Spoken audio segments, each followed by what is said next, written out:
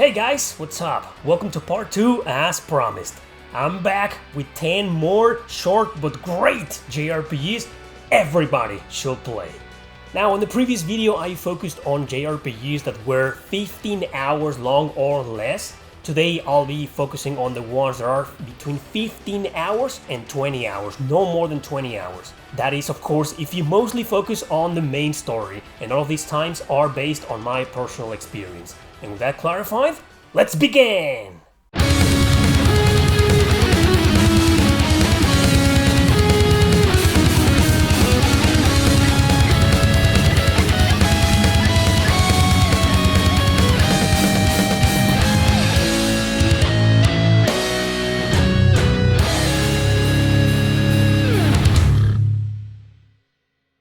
Number 10. Legend of Mana. I'll start with an odd choice. I say odd because this game is mainly quest-driven and somewhat cryptic. Often you'll have to rely on a guide to tell you where you're supposed to go or what you have to do. Battle system is great once you learn its ups and downs, and dude, it has a local co-op mode. But it's just such an overly marvelous world. Everything is so unique here, so delightfully crafted. Even if you've never finished this game, it's at least worth a try considering how beautiful it is. The music, holy crap. Yoko Shimomura, I swear she's a genius. First Parasite Eve and now this? Songs that carry you through winds of magic and fantasy, to nostalgia and melancholia, to metal and epicness. I love the soundtrack. Anyway, play for the music and the art style. It's 100% worth a try, at least for that.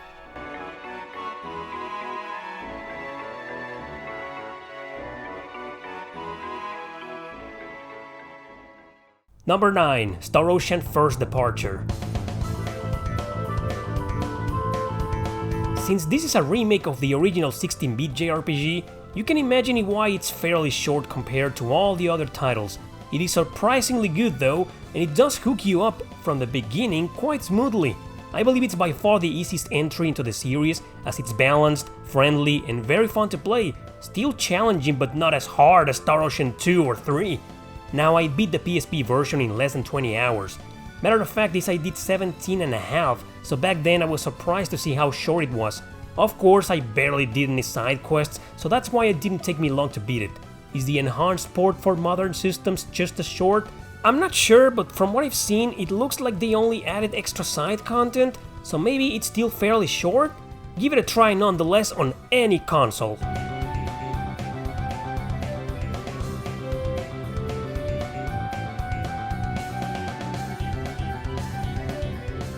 Number 8. The Alliance Alive.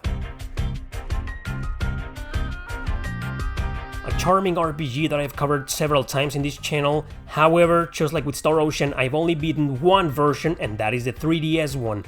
Its beautiful remaster for modern systems didn't seem to have a lot of extra content from what I played, so my guess it is just as short. My file on the 3DS says I did 23 hours, but that's because I did a lot of side quests and recruited all characters. So I'm thinking I did at least 4 or 5 hours of extra content that wasn't indispensable for the main story. I've seen various playthroughs on YouTube, and Let's Players don't seem to take more than 20 hours to complete the game, so yep, it's short. It's an amazing game, unique, with a script from the creator of Suikoden, so you can tell the influence right away. Another must play on the list.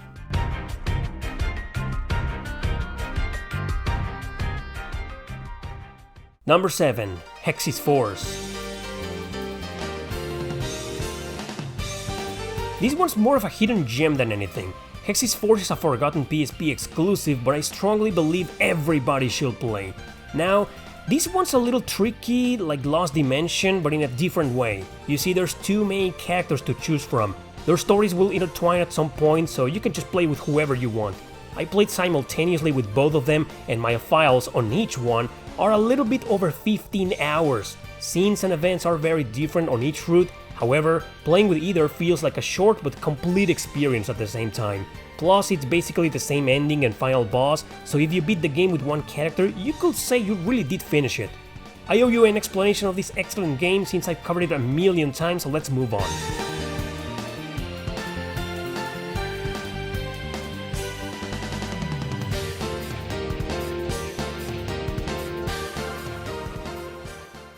Number 6, Sakura Wars, So Long My Love. Yeah, another one I've discussed for far too long recently, but that's because it is indeed an amazing game everyone should play. Yeah, I know, both PS2 and Wii versions are very rare and expensive nowadays, so if you don't want to pay that much or can't afford it, remember there's always emulation. I've said before it's a visual novel RPG, but unlike those games you won't be just reading and yawning. You'll be enrolled with a funny comedy with some unexpectedly serious and well-written drama, and tons of decisions every 2 minutes. In conclusion, the gameplay will be engaging all the time, especially since it builds up the excitement for those awesome strategy battles. Anyway, I beat 16 hours on the Wii, no extra content since there's barely any in this excellent RPG.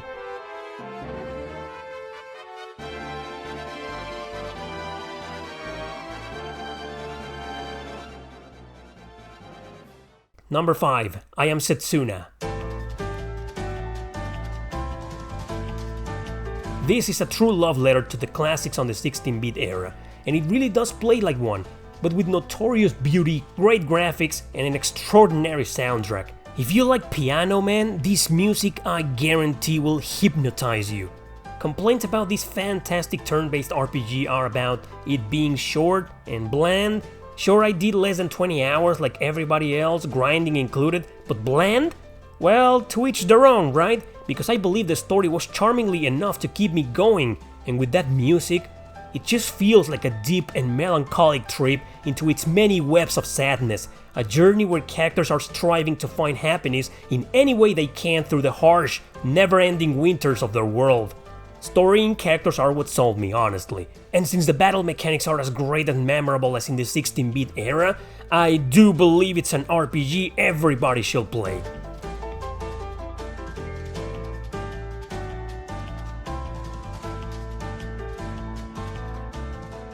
Number 4 is Memories of Salceda. You saw this coming, yes, it's another Ys. I mean, ain't I the biggest Ys fanboy out there already? Okay, maybe not, but I couldn't leave out at least one game.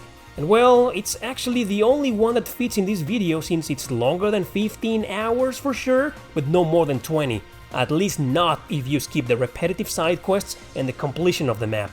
Unlike the previous Ys games, this one has a major focus on the story, and it's really interesting as it revolves around the past of Adol, the main character, so you'll learn a lot about him thanks to this game. And the combat, man, you know I'm a sucker for fast-paced action, so I had to come here one more time to recommend this game to every single gamer out there. And no, it's nowhere near as hard as some of its old-school predecessors, but still challenging enough.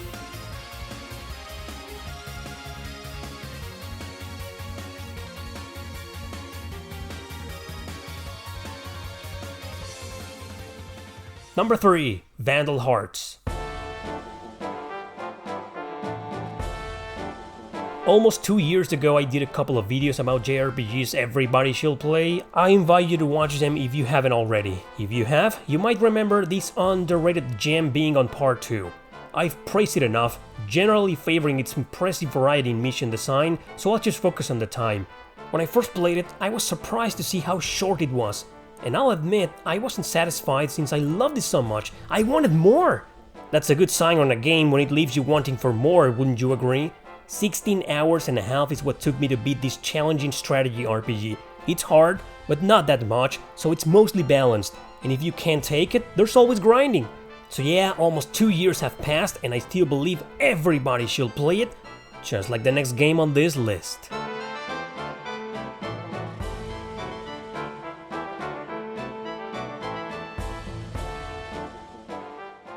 Number 2, Ragnarok Tactics. Yes, another game I've praised to death. There will be several routes here to follow after the first missions of the game. You can keep switching back and forth between them all you want, but eventually you'll be stuck into one. So no matter what you do, once you decide the definitive path you'll follow, a precious and memorable journey awaits you. It took me around 18 hours to beat, but because I did a few side quests here and there, mainly just to recruit certain special characters. So even with side content, it's still short, but that's because the game wants you to go back and play it again, sticking by now with a different route until you get them all. If you don't want to do that though, it's okay, you'll still get your ending and your amazing experience in less than 20 hours.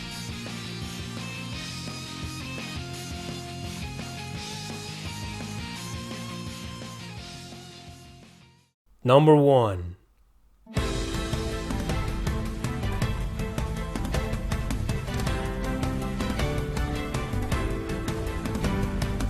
This one needs no introduction. While I am aware most of you will probably wait for the remaster next year, I gotta say something in its defense. The remaster is about the Gestalt version, the one that stayed in Japan back then, the one where the main character was a younger dude and the girl was his little sister. In this original masterpiece I'm recommending to everybody, you'll play as the older dude with the girl being his daughter.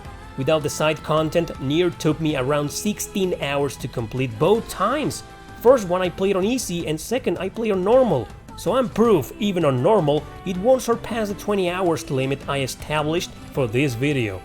Play Nier, man, don't just wait for the remaster, and when that comes out, play it as well! It truly has one of the best stories ever written in a JRPG, including a masterful soundtrack.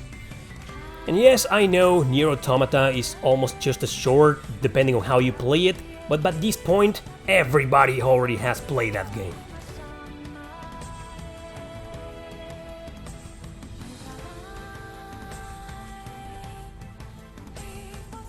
For my honorable mention, I chose White Knight Chronicles 1 and 2. I only beat the first game and the campaign mode took me like 16 or 17 hours to complete. The second one I only played it for like a couple of hours, I never finished it, but from what I've seen I think it's short as well. And this is a game that it starts off a little bit slow. For the first several hours you'll be like, this is okay, it's not great, but trust me, it grows on you, and in the end you'll be like, I want more. It's a very good game. This is my honorable mention. Now, is there going to be a part 3 for these videos? No. Instead, I'll do short but great hidden JRPG gems. Oh yeah! See you there!